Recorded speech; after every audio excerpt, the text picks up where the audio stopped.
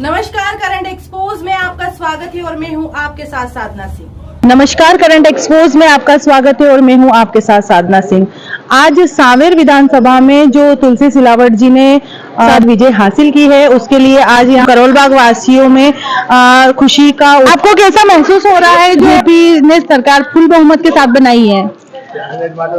शब्दों में तो शायद मैं नहीं बता पाऊँ। जिन नीतियों पे भारतीय जनता पार्टी ने अपनी प्रचंड जीत हासिल की है, उन्हीं नीतियों के ऊपर मैं चाहती हूँ उनकी सनातन धर्म जिसे हम शालीनता के साथ सात्विक तरीके से हम अपने त्योहार को मना रहे हैं, भारतीय जनता पार्टी की जीत का त्योहार। सिंह, इसमें आप क्या कहना चाहेंगे? मैं तो यही कहना चाहूंगी कि मैं तो बहुत ज्यादा खुश हूँ और एक तरह से हमें तो पहले से ही पता था कि बीजेपी ही जीतने वाली है। वो डिजर्व करती है, इसलिए वो जीती है। इसलिए मानते हैं क्योंकि वो हमें लगता है कि हमारे जो भी प्रॉब्लम्स हैं वो उसको सॉल्व करेगी आगे। हमें यही उम्मीद है, इसी उम्मीद से हम चाहते हैं कि बीजेपी हमेशा अपना काम करती रहे और हम तो उसके साथ हैं ही। जिस तरह से सांवेर विधानसभा में तुलसी सिलावट जी ने हासिल की है, तो आप किस तरह से खुशी मना रहे हैं? देखिए, बीजेपी का जो मिशन था, एक तो नियत साफ और सोच बढ़िया और विकास के लिए जो काम करने का एक विजन है, उसको लेकर जनता ने तुलसी जी को या पूरी बीजेपी इंदौर की 9 सीटों पर जिस तरीके से बीजेपी ने बहुत अच्छे मतों से रिकॉर्ड जीत दर्ज की है, वो सिर्फ मोदी जी की सोच और पार्टी की सभी कार्यकर्ताओं की मेहनत का एक परिणाम है और आने वाले समय में ये लोकसभा चुनाव में भी दिखाई देगा।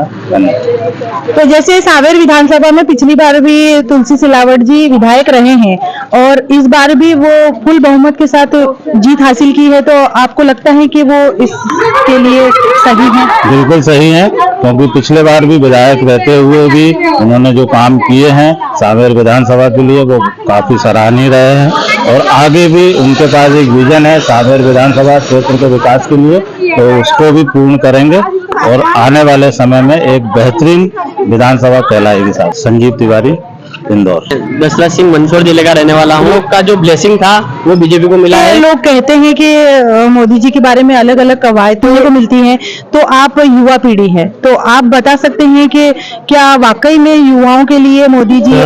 जब युवाओं की बात आती है तो कुछ युवाओं में बेरोजगार को लेकर नाराजगी थी, पर इन समय पर आकर जो अपना राष्ट्र के लिए जो भावना रहती है वो जागृत करके सभी युवाओं ने बढ़ चढ़कर हिस्सा लिया है और वोटिंग परसेंटेज भी इस बार बहुत अधिक हुआ है। तो निश्चित रूप से वोटिंग परसेंटेज जब अधिक हुआ था तब से पता चल गया था कि बीजेपी निश्चित रूप से अच्छे वोटों से आई। आप बीजेपी फुल बहुमत के साथ आई है, तो आप खुश हैं? बिल्कुल 100%। खुशी किस तरह से जाहिर करेंगे और क्या संदेश देना चाहेंगे?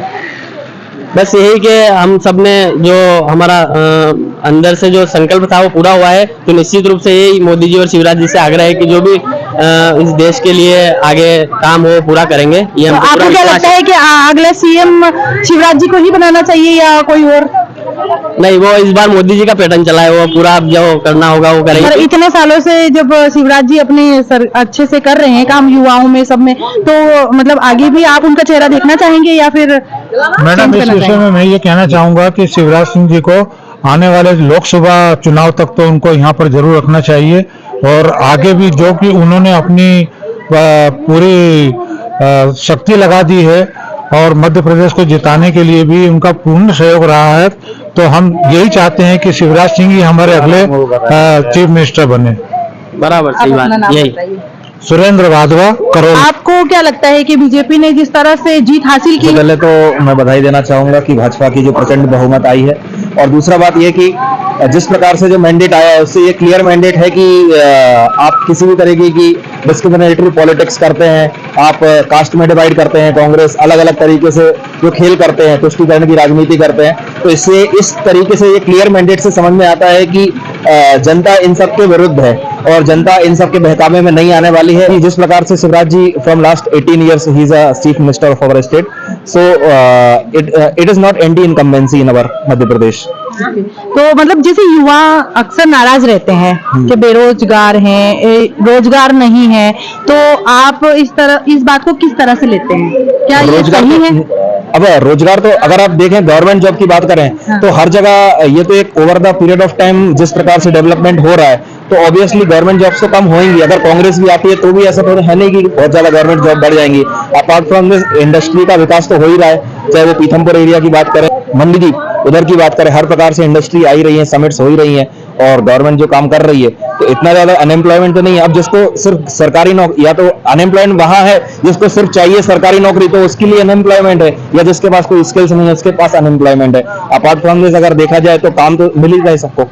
तो मध्य प्रदेश, राजस्थान और छत्तीसगढ़ में हर जगह अभी बीजेपी ने इस तरह की जीत हासिल करना एक अनोखी बात है। तो आपको क्या लगता है कि ये अच्छा हुआ है, किस तरह से? डेफिनेटली बहुत अच्छा हुआ है। इवन मैं तो चाहता था कि तेलंगाना में भी जो रिजल्ट आए उधर भी भाजपा को आना चाहिए था। तो जिस तरीके से मतलब युवा जिस तरह से बीजेपी से और मोदी जी से थोड़े नाराज नजर आते हैं, तो आप उन लोगों को क्या संदेश देना चाहेंगे? सबसे पहले तो उनको अपना माइंडसेट सही करना चाहिए और जो राइट इन्फॉर्मेशन है उन तक वो पहुंचनी चाहिए, क्योंकि नाराजगी का कारण क्या है वो जानना चाहिए। अगर उनका पर्सनल इश्यूज हैं क्या है तो वो जानना चाहिए। और दूसरी बात है कि जिनसे आप इन्फ्लुएंस हैं उनका बैकग्राउंड चेक करना चाहिए कि आप जो ऐसी हेट्रेड फैला रहे हैं। सबसे पहले तो क्लियर ग्राउंड पे अगर लोग मैंडेट दे रहे हैं तो समझना चाहिए कुछ ना कुछ तो है उनमें, तब तो दे रहे हैं। इतना क्लियर मैंडेट अदरवाइज नहीं आता।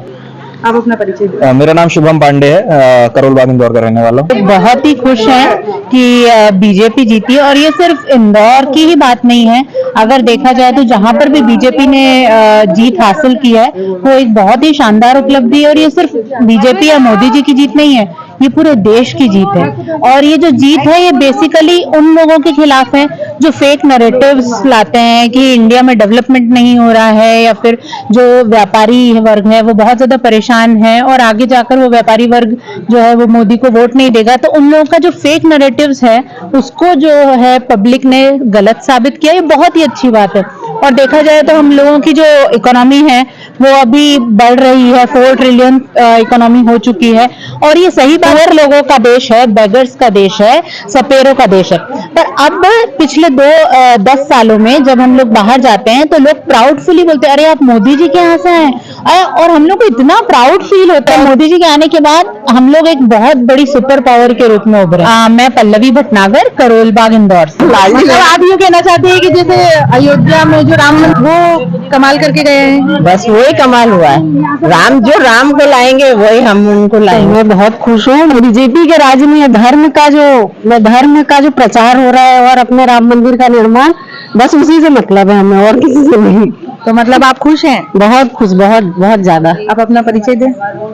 मैं सोनी ठाकुर, करोल बाग से, इंदौर से। जिस तरह से आप देख पा रहे हैं कि यहाँ पे मोटे बहुमत के साथ बीजेपी आई है एमपी, राजस्थान, छत्तीसगढ़ में। जिस तरह से यहाँ पे खुशियां मनाई जा रही, जय श्री राम के नारे, हर हर मोदी, घर घर मोदी के नारे लगाए जा रहे हैं। जिस तरह से आप देख पा रहे हैं कि यहाँ पे हर हर मोदी, घर घर मोदी के नारे लगाए जा रहे हैं। भारत माता की जय बोली जा रही है, जय श्री राम के नारे लगाए जा रहे हैं। इतनी खुशी इन लोगों में, इतना उत्साह देखने को मिला।